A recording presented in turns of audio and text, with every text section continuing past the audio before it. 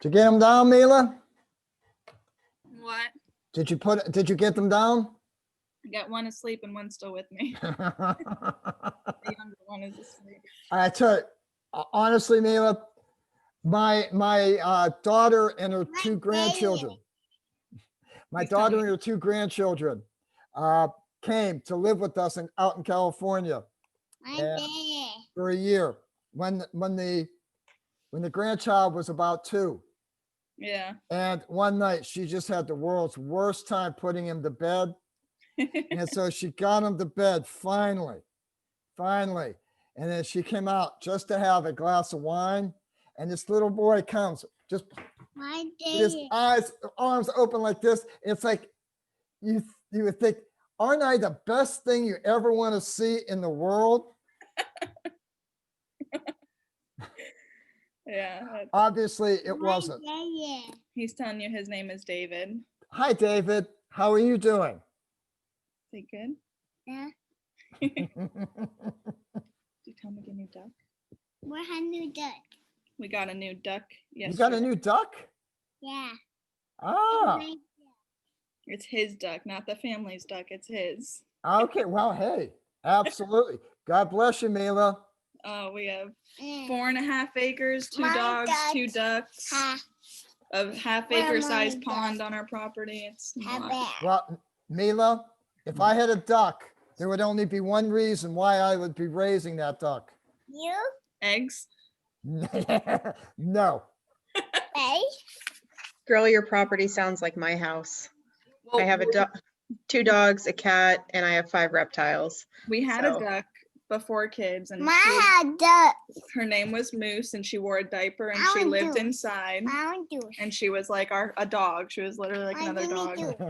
And then once we had kids, we put her outside in a coop, and then we got her a friend, and then it just evolved into more ducks. So now we have a bunch of runner ducks. So David, Mommy. what's the name of your duck, David? What's her name? Elsa? Asha.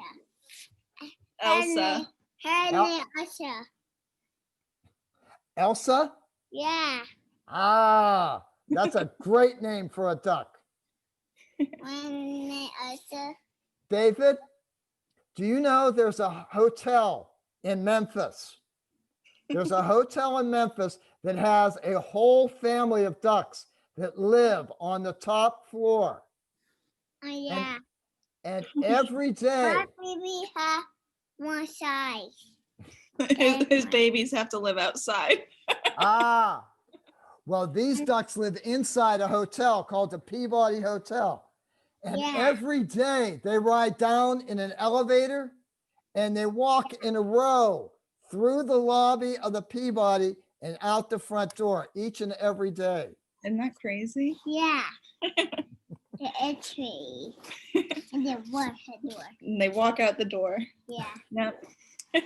Okay, guys, anybody have anything that you need to talk to me about? Sorry. Anything, guys? How was your gumbo last week? My gumbo was fantastic. I make a great gumbo. The thing I do about gumbo is I make it with this was great because I use lobster. I have lobster shells and shrimp shells. That's the base I have for my gumbo. And the other thing I do that a lot of people don't do is I take like half my vegetables, cook it for like the roux, and the other half I throw in at the last minute. So I get a crunchy feel and a other texture. Get some texture, yeah. Absolutely. You sound like you've had gumbo before. Oh, just a couple times. Been to New Orleans? Yeah. I used to be a touring musician, so I was there pretty much like every 2 months or so. I'd pass through there. It was awesome. Yeah, absolutely. I love New Orleans. My 3rd favorite city in the United States. What's the first 2? San Francisco, then New York. Okay. You can't beat that. There's something about the feel of San Francisco that I absolutely love. In New York, Chicago's not on there? It's on the list, but it's not the top 3. Okay. My wife is from Chicago. Okay. So yeah, I've been to Chicago many, many times. Been to the Taste of Chicago multitude of times. Great time. Yep. Get the Chicago beefs there. Okay, everybody's dribbling in one at a time. Are we doing okay, guys? We all got the safety quiz done? And you got the pre-lab for today done? Maxwell, good for you. Absolutely fantastic. Be honest, did you read it? Did you read the lab? I did. Yes, I did. Does it kind of make sense, or is it kind of like one of those nebulous things that you just can't? It's kind of like, what is it? Squishing, taking a balloon and, forget it. I've lost the analogy. In any case, have you got a pretty solid handle on it? Yes. Okay, we're going to see if I can get you a little bit more solid base on this, okay? So I'm going to have to take roll. Yeah, and those of you that are in the lecture, yes, I know I didn't take roll. You got a free pass there. Luis. Here. Which one is it? Either or works. Which one do you prefer? Lewis is fine. Lewis, gotcha. Christina, gotcha. Nate or Nathaniel? Yep, I'm here. Nate or Nathaniel? Nathaniel. Gotcha. Kelsey? Here. Marie? Yeah. Thank you. Donovan? Here. Okay, good. Thank you for showing up so I don't have to kick you out. Maxwell's here. Armethea?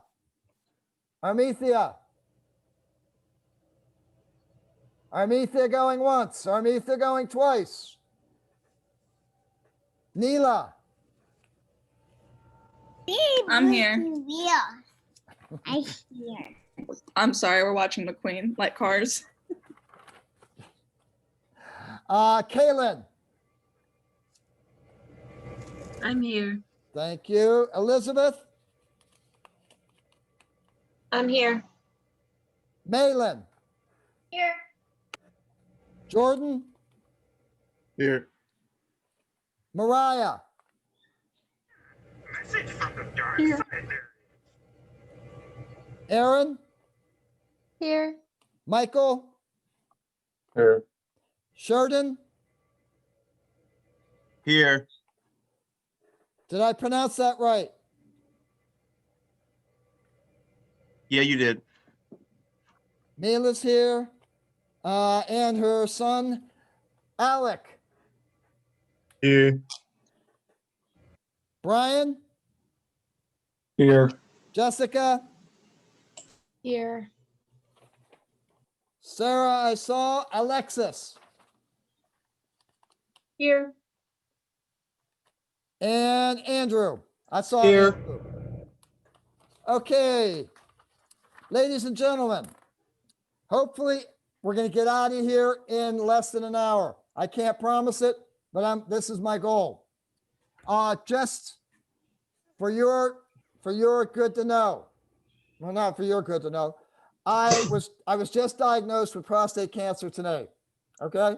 Don't worry. It's literally prostate cancer. The first thing the doctor told me is you're going to die with it rather than die of it. So, I heard that news. I'm great. Okay? Only reason I bring it up is that if I could schedule it right, I'm going to probably try it around break. And I'm going to have to probably be off for maybe 2 weeks. So that's the only reason I'm telling you, is to just be aware that there's probably going to be a stage where I'm going to have to be absent for a while. That's all. All right. That's the only reason I'm bringing it up. What would happen if you're out during class hours? I don't get paid. Well, like would we have like a substitute or? You would either have a Chantilly? No, I'm sorry. I was going to say you would either have a substitute or I would bring up a previous recording. I don't have any. This is the first time I've taught that. This is only the second semester we've been on this full line. I don't have Yeah. any repository of recordings. So we'll have to, we will get to that when we get to it, Mila. I'm Okay. kind of hoping not to miss any. Yeah. Okay. I don't know what's going to happen. Okay. Okay.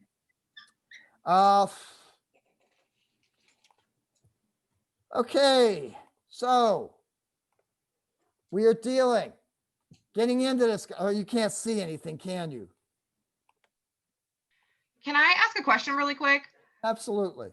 On our registration for like this class, it says it starts at 7, but are we always going to be starting at 7:30? Yes. Okay. Basically, the justification I'm using for that is that you're supposed to be in my possession from 7 o'clock to 9:30. Okay. The reason I have to hold it until 7:30 is the fact that my lecture ends at 6:45.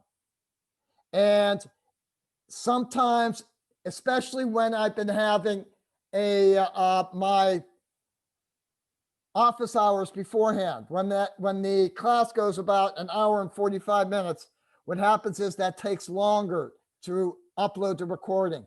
I need to upload the recording before I can start this class. That's why I have to hold it off until 7:30. Okay. Thank you very much. So anything else, ladies and gentlemen? Okay, we're dealing with 4 issues in this laboratory. We're dealing with physical properties, chemical properties, physical changes, and chemical changes. And funny enough, I'm going to go through and talk about them one at a time.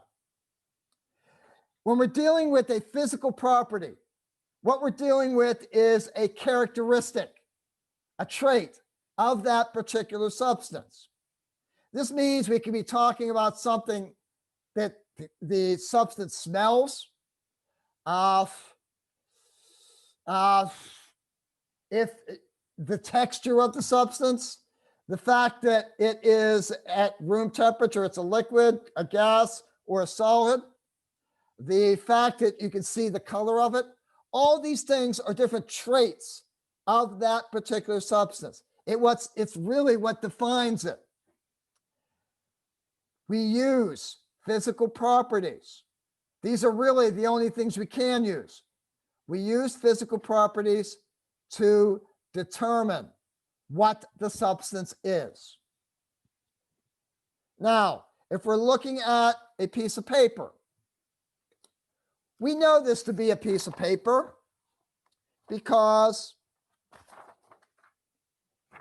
I can do various things with it. It's smooth, has a very, very faint odor of wood or something like that. Paper, it has a certain shape, has a certain color. These are all the things that are defining this as being paper. If I were to go and look in at the molecular structure of this, I would find a chemical molecule known as cellulose.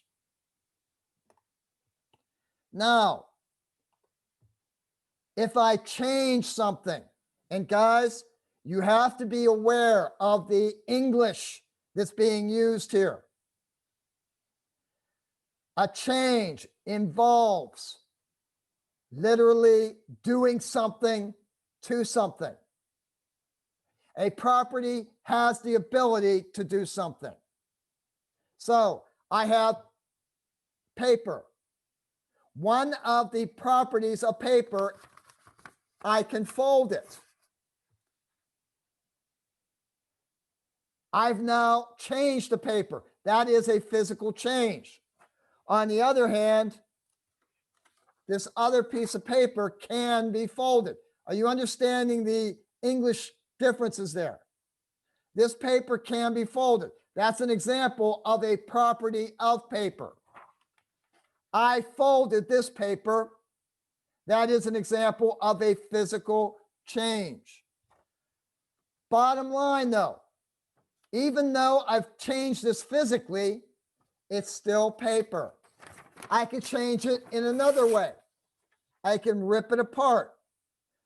I've changed it. It's no longer intact. It's now two pieces. Will each one of these burn if I put a match to it? It's still paper. If I would analyze this, I would find cellulose. If I analyze this, I would find cellulose. It's still the same substance. When you're doing things physically, you are not changing the substance. You still have the same substance you started with. So let's think about some physical changes. Has anybody ever boiled water? Yeah, you're looking at me, Ali, like, dear God, who hasn't boiled water? Yeah, everybody's boiled water. Now, have you ever put a lid over that boiling water? Yeah. Now, if you take that lid off, you turn it upside down, and you look at the water that's boiling, and you look at the water that is condensed on the lid. Don't they look the same? Yet, we have changed it. That water, in order to get on the lid, had to get evaporated into the air and then had to recondense on the cold lid. But it's still water. It hasn't changed. If I take that paper and do a real nice fold into a dragon, it's still paper. I haven't changed it from being paper. Now, when we actually go and talk about the physical changes, yeah, we could change it. We could change it by changing the color of it. We can go and write on it. We have changed it. It's still paper. We haven't changed the fact that it is paper, but we've changed the appearance of the paper. We can crumple it, and we have a different appearance for the paper. We have changed it, but we haven't changed it from being paper. That is a physical change. Now, what we need to worry about in chemistry is we need to worry about changing the state of matter. If we take something from a solid to a liquid, we have physically changed it, but the chemical composition is still the same. Like that water that condensed on the lid being the same, water that's in a solid state is ice. It's composed of 2 hydrogens and 1 oxygen. If it's in a gas as steam, 2 hydrogens, 1 oxygen. The other thing we need to be worried about when we're dealing with physical changes in chemistry is dissolving. Because when we dissolve something, we take something that's in a solid form and we put it and make it into a liquid form by dissolving it into something like water. Neela, you out there? Neela? I'm Yes. here. Have Wait, you you ever? said- I said Neela, Not me. not me. I said Neela with an N. Okay. Yes, me. I'm right here. Right. Neela, have you ever made Kool-Aid and cherry Kool-Aid in your life? Yeah, all the time. My grandmother loves it. Okay, wonderful. Now, to make that cherry Kool-Aid, you take red powder, right? Yes, And you have a pitcher of clear liquid, right? correct. Dump it in. What color is the liquid now? Red, Where's the red come from? the powder. From the Kool-Aid, right? Now, riddle me this. If I take that pitcher and I boil all that water away, what am I going to be left with? There'll be red stuff at the bottom of your pan. Red stuff at the bottom. I will have gotten the Kool-Aid back. Did I change the Kool-Aid? Yes. Did I? No. I started off with the red powder. I evaporate all the water away. I'm going to end up with red powder. Have I Right. changed it? No. All right, tell me the difference between that and I have potassium chromate, which is a yellow crystal. Now I'm going to go somewhere else. Sorry, I got to erase that. I have cobalt chloride. I have cobalt chloride crystals, which are red. I have water, which is clear. I take the red crystals, dump them in the water. My solution is now red. Right. Have I changed that cobalt any? No. I haven't changed the cobalt. So just dissolving it, even though I changed the color of the water, even though that happened, I still haven't changed the crystals any. I still really haven't changed the water. So I haven't changed the substance. Therefore, it is a physical change. Does that kind of make sense to you all? Yes. Okay, we're going to go on. And again, we're going to need to be careful about our semantics. A chemical property is the ability to change into a substance. It's the ability to change into another substance. Okay? Has anybody ever heard about the Hindenburg? Anybody know what I'm talking about? The Zeppelin. The Zeppelin, yes. What was the Zeppelin? What made the Zeppelin float? Helium, I believe. Nope. What was it, hydrogen? Hydrogen. Hydrogen. Okay. So we have a Zeppelin floating around. It floated all the way from Europe, all the way to America. Then when it hit America, a lightning struck it and it went boom. All the way over from Europe. That hydrogen had the chemical property to explode when ignited by a spark. It hadn't happened yet. It had the property. That hydrogen had the ability to explode. Therefore, at that moment, it was a chemical property of the hydrogen. When the Hindenburg got to New Jersey and did do the big blow up, that was a chemical change. We changed hydrogen into water is basically what happened. The hydrogen reacted with oxygen and made a whole bunch of water. When we're dealing with the chemical property, it has the ability to change into another substance. The key is it hasn't happened yet. I have a tea kettle.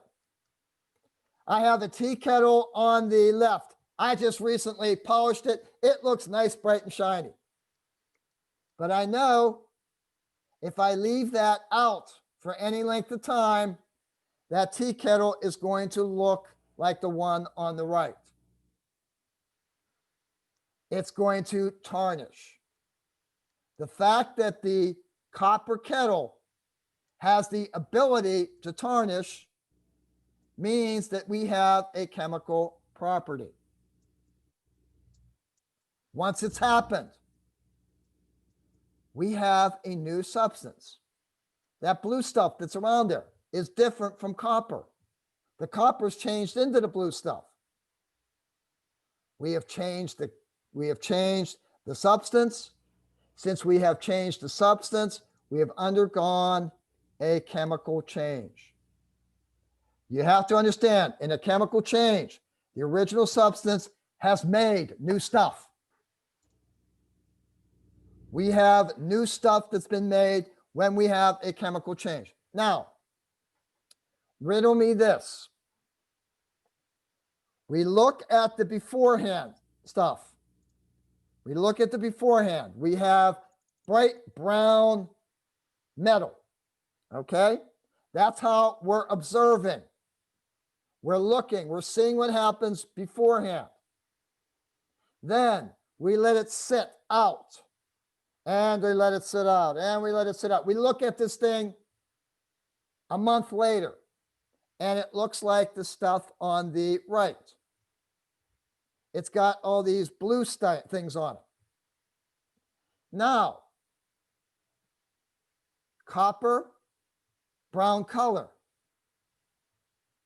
The stuff it turned into blue color. Do they have different physical properties? That's how we tell if a chemical change has happened. We're going to look at the stuff beforehand. We are going to define what the what the physical properties of the stuff beforehand is.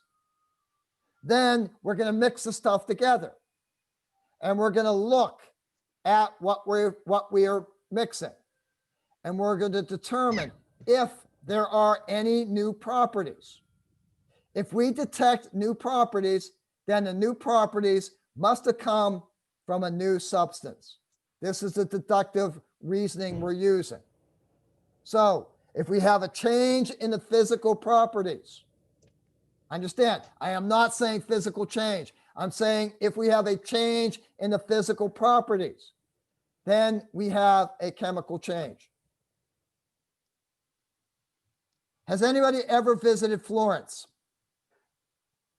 Yell out. Nobody has ever been to Italy? I have. Oh, who's I have? Allie? Allie? Allie, have you've been to Florence? Yes. All right. Have you ever been to the main piazza where the Uffizi Museum is? Yes. All right. What did you see what they had around that plaza? Do you remember? Okay, do you remember there was like a portico? There was like a long hallway. Yeah. All right. Do you remember the statues they had out there? All right, fair enough. Fair enough, Allie. There's a lot of people. Basically, what they did in Florence in Renaissance times was they put these beautiful statues around the piazza. The David was right in the center, right outside the town hall. Now, marble is a basic compound. These days, we have acid rain. We have sulfur dioxide and nitrogen dioxide. Both of them react with water in the atmosphere to make sulfuric acid and nitric acid. So what happens is those things react with the marble, which is a basic compound, to make a change.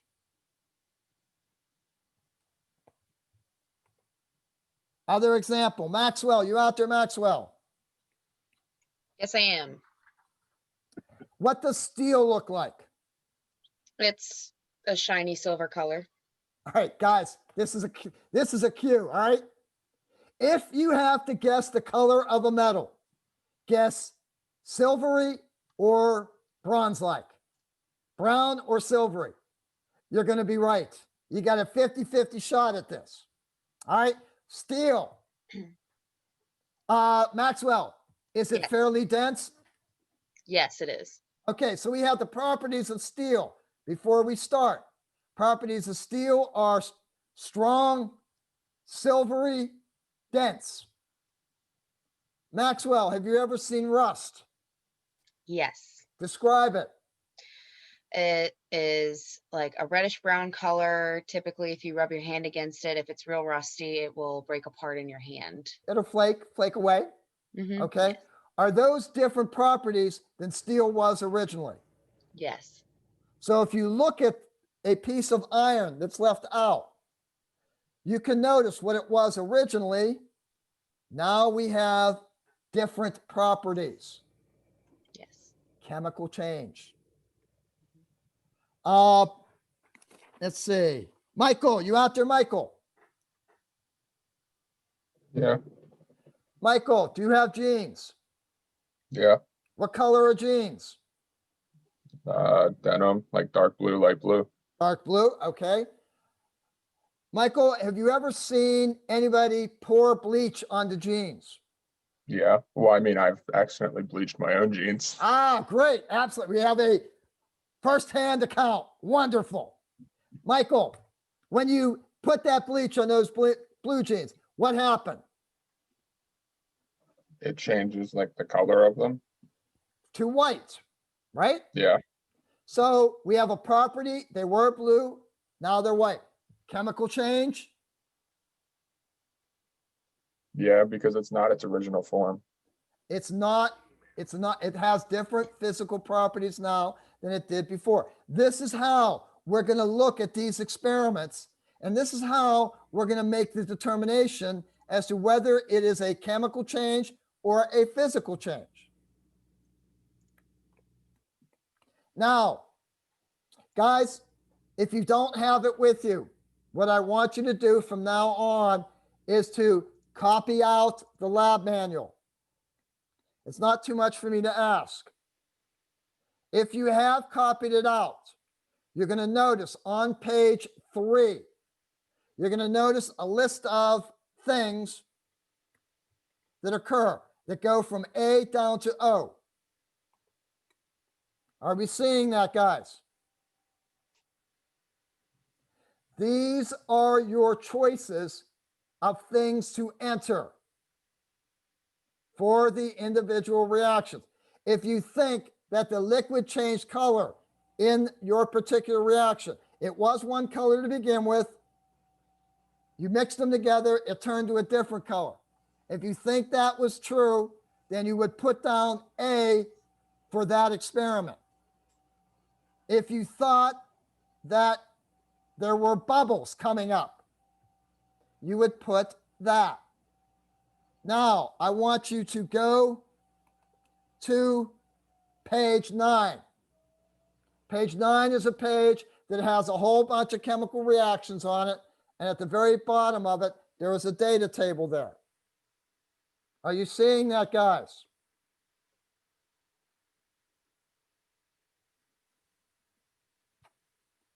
Yes, I'm seeing it. Thank you, Yes. sir. Thank you very much. I need audio. If you guys are not going to show videos of yourself, I at least need you to talk to me, all right? So, if you notice the way that data table is, I believe across the horizontal line, it has A through O. Is that correct? Yeah. Yeah. Yes. All right, the A through O stands for these individual changes. Okay? Now you're going to see on the vertical column, it gives you, I believe, experiment 1, 2, 3, 4, 5 to 9. Is that true? Yes. So for experiment 1, every time you see one of these things, all you got to do is put an X in the box. Fair enough? It's a nice, easy way to keep track of what's happening in your individual experiments. Fair enough, guys? Yeah. Yep. Okay. Now, remember, what we are doing is we're trying to determine whether there was a physical change, a chemical change, or no change at all. Okay? Now, we're back. We're on page 9. If you aren't on page 9, try and pull it up on your computer on another window or do something like that because you kind of got to see the reactions. Okay? The first reaction is steel wool with copper sulfate. And you got to figure out which chemical reaction corresponds with that one. Have I sufficiently freaked you out yet? Mr. Popovich, we just started chemistry. We're up a week into chemistry. How am I going to do reactions? We're going to work this out. Okay? What's steel wool made out of? What is steel made of? What's the element it is made out of? Steel. Steel is not an element. Metal. Thank you. What is the metal steel is made out of? Iron. Iron. Iron. All right. You should by this time know the elemental symbol of iron is Fe. So you know you're mixing Fe with something. You got to figure out what the other stuff is. All right. Look down that list of equations. Do you have something with Fe in it? Yes. Yes. Okay. What is it mixed with? What is Copper read? sulfate. Actually, it is copper sulfate, but it is CuSO4, right? Yes. Already, you've got the first equation down. When you mix steel wool with copper sulfate, that reaction is the one that you are going to put for that particular chemical equation. Are we good? Now, what you're going to really do when you do this experiment, there are a series of videos. You're going to go into my courses, pull up the course, pull up the module which says Chem and Physical Properties and Changes. When you pull that up, one of your choices will be videos. You're going to have to watch the videos. The other thing you're going to have to do is you're going to have to listen to them, because how is he going to show you that something is getting hotter?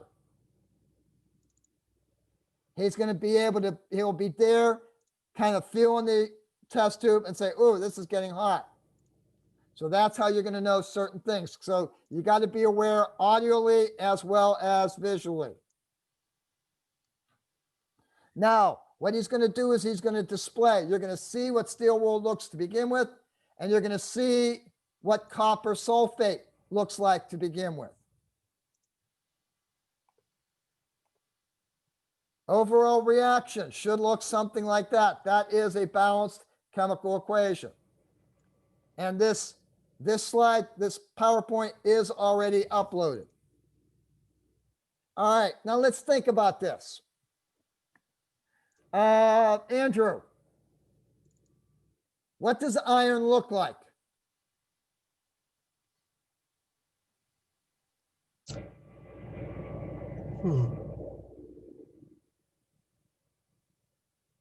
Andrew?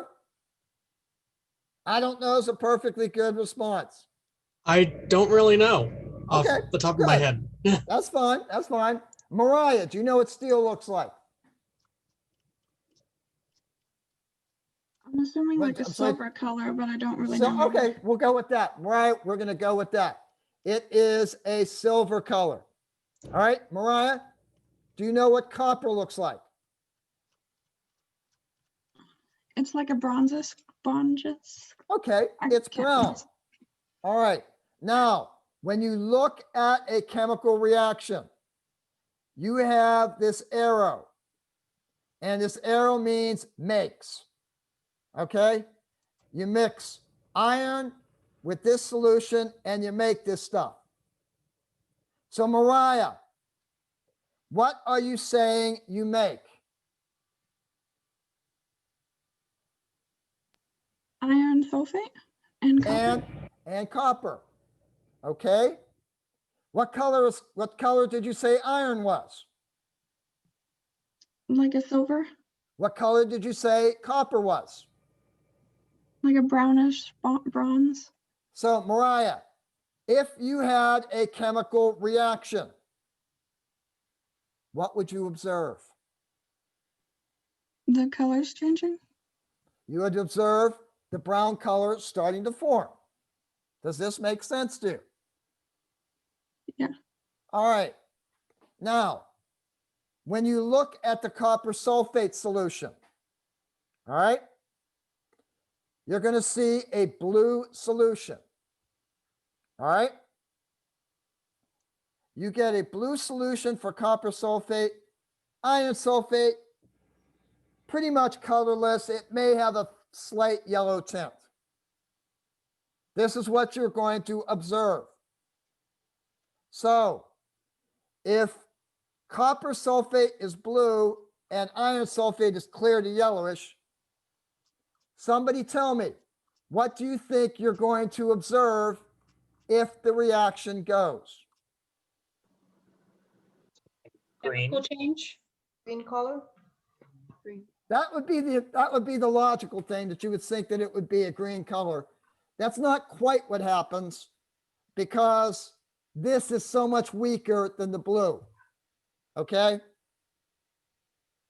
But what happens to the blue color? It gets lighter. It gets lighter because we're taking the copper away from it. This is what I'm trying to get you to realize when you're trying to determine the before physical properties and the after physical properties. Does this make sense to you all? Yeah. Yes. All right, now we're going to look at page 9 again, all those reactions. First one that can tell me which reaction magnesium in hydrochloric acid is. First one that can tell me that gets an extra credit point on this. Mg plus HCl. Okay. You got two choices. You have Mg and O2 and Mg and HCl. So we are going to use for the reaction for number 2, Mg plus HCl. That is the correct one. So we have a balanced chemical equation at the top here. All right. When you have little symbols in parentheses beside the compound, that tells you something about those particular compounds. S means solid. AQ means aqueous, means that it's dissolved in water. And G means a gas. All right. You have magnesium. It's a shiny metal. Hydrochloric acid is a clear liquid. That's what you start with. For another, by the way, who got the first extra credit question? I think myself and then someone else spoke at the same time. Who was myself? Maxwell? Yes, sir. All right. Other than Maxwell, somebody try and answer this question. Looking at all of these things, what is the prominent thing that you expect to happen if this reaction occurs? Something dissolving. Change in color of the liquid. Okay. No change in color of the liquid. This is clear colorless. This is going to be clear colorless. All right. Somebody said something about dissolving. Yeah, because hydrochloric. What's going to dissolve? The magnesium will dissolve in HCl. Okay. One of the things you're going to see is that the magnesium solid is going to dissolve into the liquid. That's one of the things you're going to see. All right, who was that? It's Neela. Neela, gotcha. All right. Another major thing, something that you're going to notice even before you notice the magnesium dissolving. We're forming a gas. Oh, so what are you going to see? Evaporate. Bubbles. Steam. Bubbles. We're going to see bubbles. Bubbles are so nice because bubbles indicate that a gas has been formed.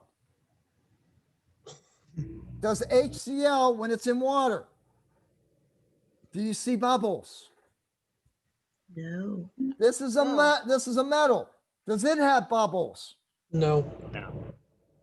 But you have bubbles afterwards. Do you think you're going to have a chemical reaction if you get the bubbles? Yeah. Yes. Yeah. All right. Our third reaction. We're going to take magnesium, that bright shiny strip, and we are going to put it directly into a Bunsen burner. We're heating that magnesium in air.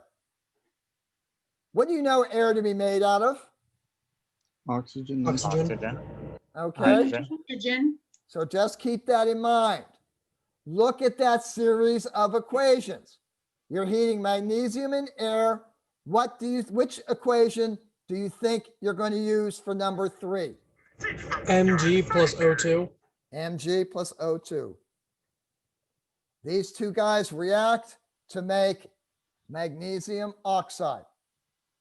When you put the magnesium into that Bunsen burner, the first thing you're going to see is a bright flame. As a matter of fact, the flame is going to be so bright, it's going to hurt your eyes. And if you stare at it, you will go blind. Okay? Isn't it like a white flame? It is a white light, bright. It's like looking directly at an acetylene torch. It's that bright. Okay? The first thing you have to do is you have to look, and you see that light is energy. If you see energy being dispersed like that, what you immediately know is that the things you started with have less energy than what they ended up with. Because you have an emission of light energy, you are going to have, immediately you know that was a chemical reaction.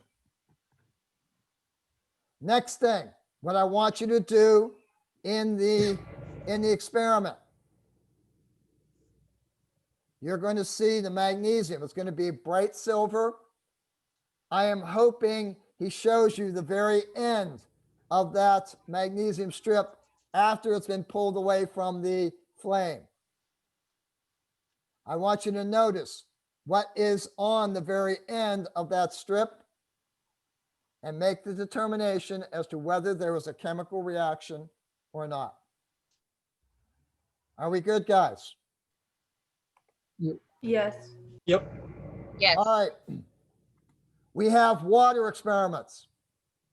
Who can tell me what the formula of water is? H2O. Do you see a chemical equation somewhere on page 9 that Yes. you can relate water to? Does Yep. it look something like that? Yes. Yep. Excuse me, what paper are you talking about when you All say right. page 9? I'm sorry. The lab manual. Who's talking now? Judania? Judania. Judania, Yes. if you go into the course in my courses, Okay. you go down the modules, probably about, I don't know, three or four modules in, you'll see a lab manual. You're going to need to click on that every week, and you're going to need to print it out because I'm going to be asking you questions like this. All right? What module? It's called the lab manual. Oh.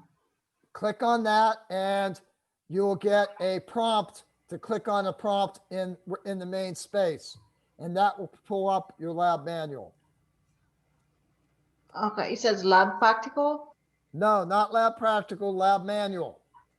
It's under experiment 2, chemical and physical properties module. You're going to go up like the very first link that you're going to click. It says chemical and physical properties lab, and it's a 9-page. Oh, the PDF document? Yep. Oh, okay, thank you. Yep. And Yes. scroll on the last page. Thank you. Who said that? Is that Maxwell. Maxwell? Thank Yes, you, sir. Maxwell. There are You're there are two places to find it. You can find it in the individual experiments, and you can find it in the overall lab manual. Okay, thank you. All right. So we have something that looks like this. What you're going to do is the exact experiment I described about boiling that pot of water with the lid on it. That's the same experiment that's being done in this one. You're going to look over, you're going to see, and you're going to look at the water on the lid. You're going to look at the water that's boiling and figure out if they change. And then from that question, you're going to ask yourself, was this a physical or was this a chemical change? Anybody have any questions yet? No. All right. The fifth one. In the wording of the procedures, they give you the formula for potassium chromate. That formula is K2CrO4. Now I want you to look in the set of equations and find the one that has this formula in it. There should be two of them. Have we found it yet? Yes. Now, which one, this is potassium chromate with water. Which one of those two equations do you think you're going to use? KR, the second one. CuCO4 with H2O. With H2O. I can't tell if this is the second one. I've got this silly slideshow up, all right? So this is the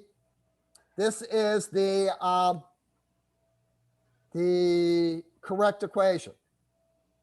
Now, when you're dealing with this, you have to think of the Kool-Aid analogy that I gave earlier. Remember, we said Kool-Aid crystals, cherry Kool-Aid, red, water, clear. Goes in there, the water becomes red, but I can take that water, evaporate it all out, and end up with the red crystals. Use that analogy to figure out whether this is a physical or a chemical change. Now, the next thing you're supposed to do, once you get the K2CrO4 into solution, that's a yellow solution. You're going to mix that with lead nitrate. Now, if you look down on those equations on page 9, you're going to look and you've already eliminated the potassium chromate and water. The other one has to be this one. So that's how you identify which equation is with this experiment. Now, when you first look at potassium chromate, it's going to be a yellow solution. When you look at the lead nitrate, it's going to be a clear solution. Potassium chromate has the property that it dissolves in water. Lead has the property that it dissolves in water. Looky here. I have something that's a solid. I have something that doesn't dissolve in water. Is that a new physical property? Yes. Yes. Is it a chemical change? Yes. Yes. Yes. Are you guys seeing how you're supposed to be attacking these problems? Yes. Yes. Do you Not want me to really. go through to the end? I got maybe about 3 or 4 more to go. Do you want me to go through to the end or not? Yes. Yeah, I'm good with that. If we want to try them on our own, is it possible for us to leave and then we can email you if we have any issues?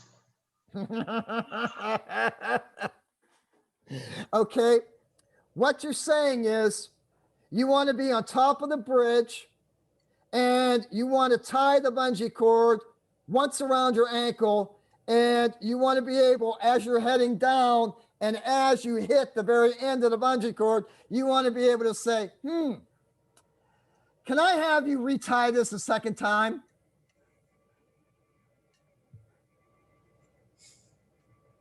Yeah, you can ask me questions. All right, the next reaction.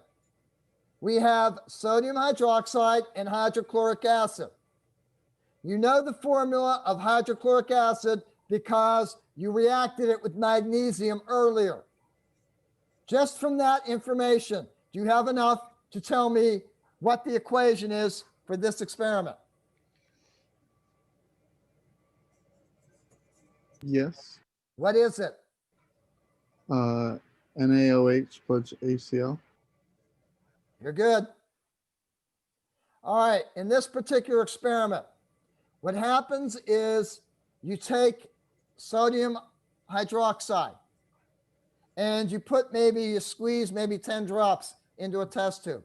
Then you add 1 drop of a solution called phenolphthalein. In the presence of base, phenolphthalein turns purple. Okay? So we have a purple colored solution.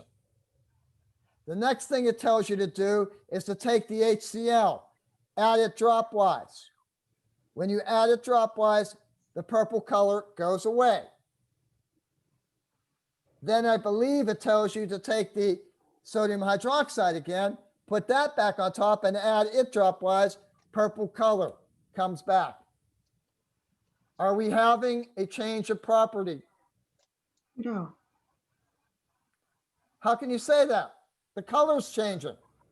Oh, I thought it stays clear. Sorry. No, when it's with sodium hydroxide, it's purple. When it's with HCl, it's clear. Do I have a chemical change? Yes. Yes. Number 8. I have the procedure gives you that the formula of ammonium chloride is NH4Cl. Do you have an equation with that? Yes.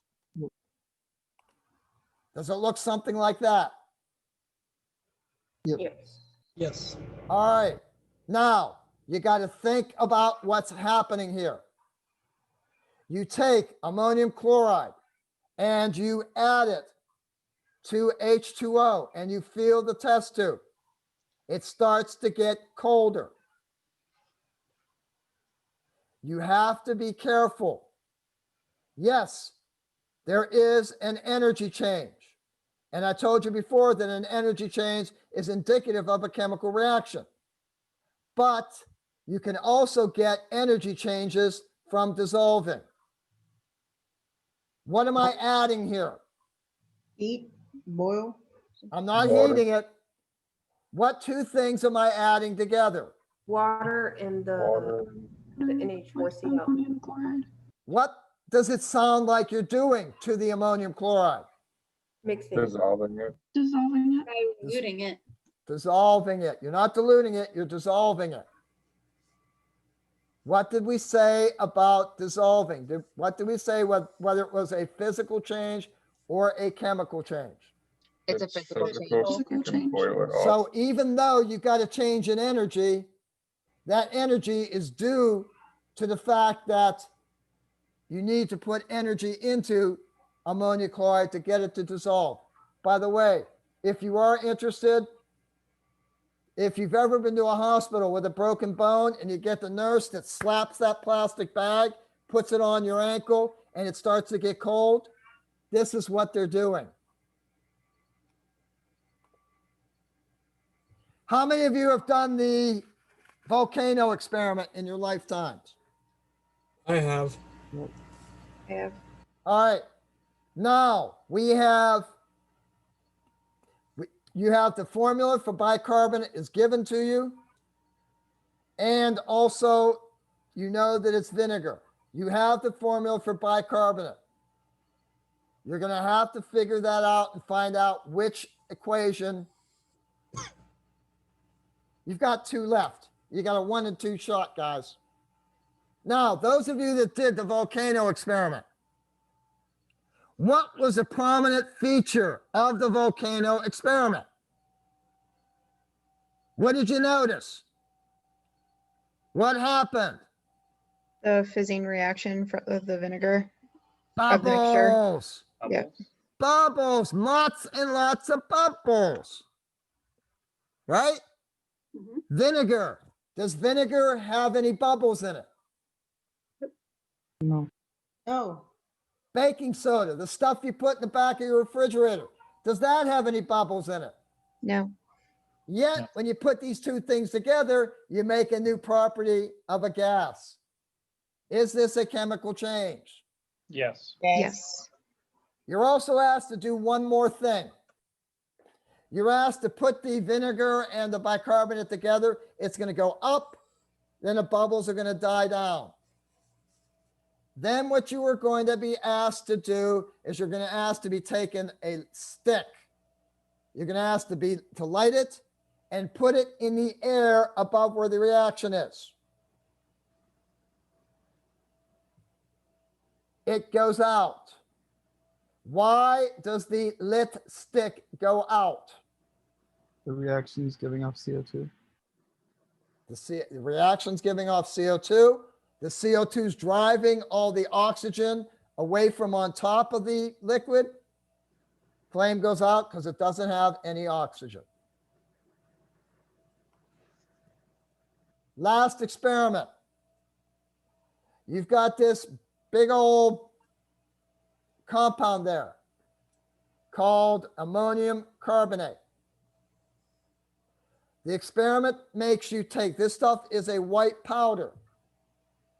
You put a little bit of this powder into a large test tube and then you heat it over a flame. And once you heat it over a flame, it starts to go away.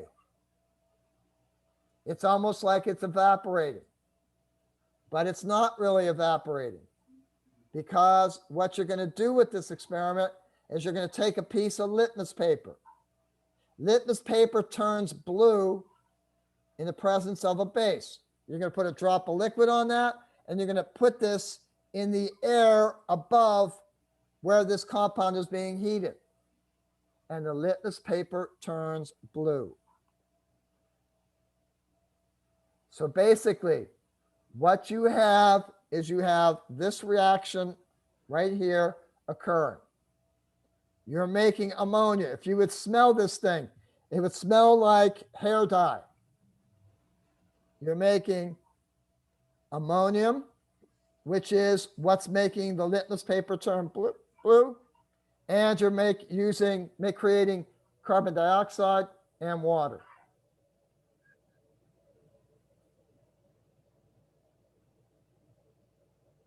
Okay. And show, that is it for this, guys.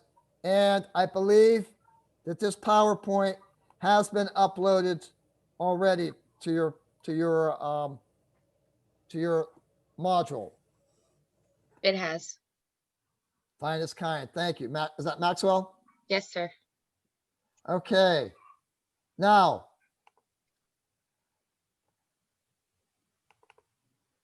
this is your module. Click on course content.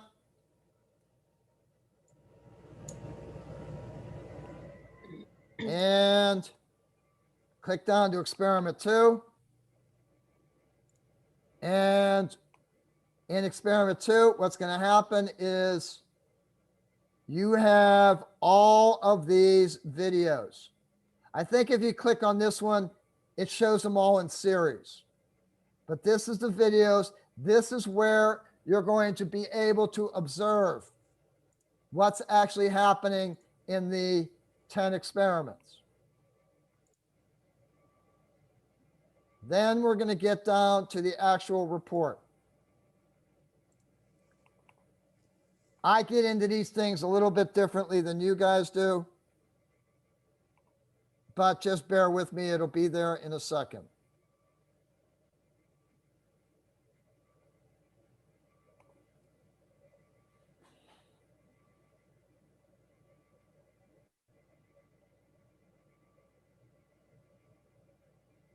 Do never, guys, this question will always be the first question.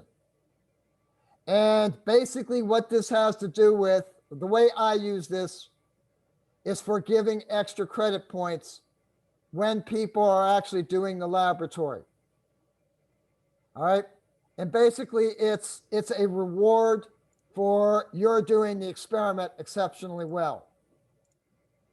Unfortunately, since you're not doing the experiment, there are no extra credit points happening there.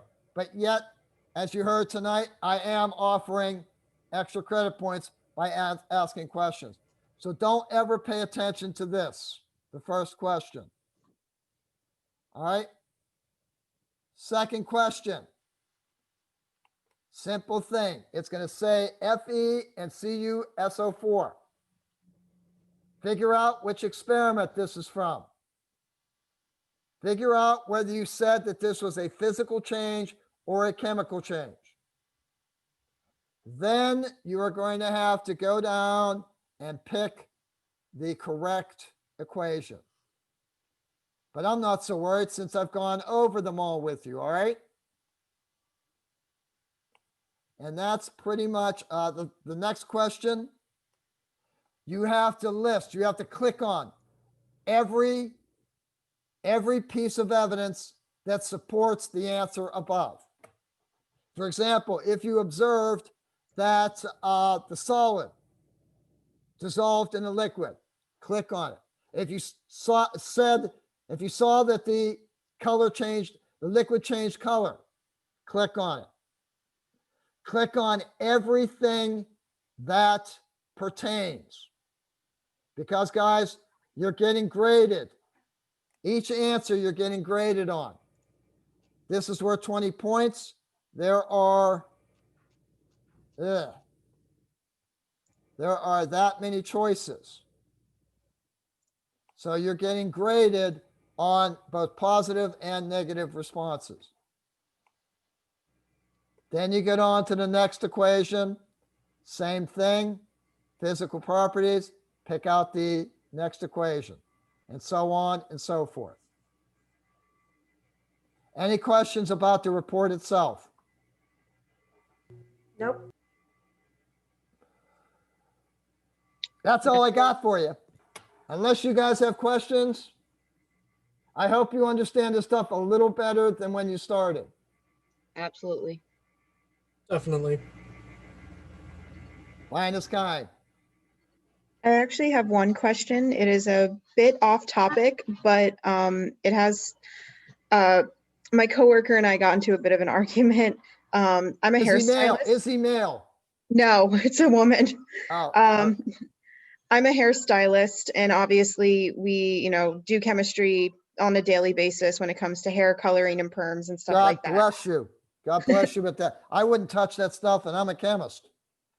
Well, in perm solution, the main ingredient in it is ammonium thioglycolate, which is what helps the chemical change in hair. She is convinced that it's thymonium thioglycolate.